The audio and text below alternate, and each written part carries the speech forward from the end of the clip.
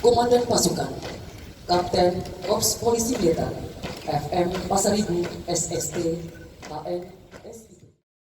Pemerintah Kota Makassar memperingati Dirgahayu Republik Indonesia ke-76 tahun di Anjungan Pantai Losari Makassar pada Selasa 17 Agustus 2021. Semarak kemerdekaan ini dihadiri Wali Kota Makassar dan Wakil Wali Kota Makassar beserta seluruh Forkopimda Makassar.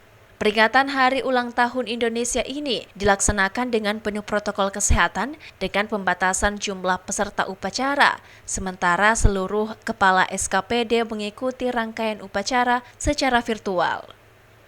Wali Kota Makassar Muhammad Ramdan Pomanto meminta agar semangat gotong royong melawan virus COVID-19 harus selalu diterapkan dalam kehidupan sehari-hari, bangkit bersama untuk kemajuan ekonomi Indonesia. Membentangkan tiga bendera besar ini adalah bagaimana semangat persatuan dibutuhkan untuk melawan COVID-19. Kita tahu bahwa semua hal hari ini dalam pandemi harus diselesaikan secara kolektif. Tidak boleh ada satu dengan yang lain berbeda. Harus sama-sama.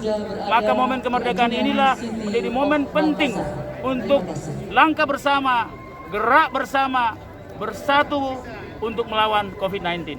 Meski berlangsung dengan penuh protokol kesehatan, pengibaran sangsaka merah putih tetap berkibar gagah dengan semangat nasionalisme anak bangsa.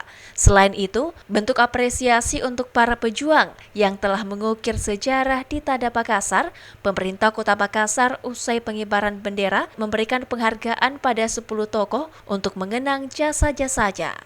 Ira, Fajar TV dan Fajar Radio melaporkan.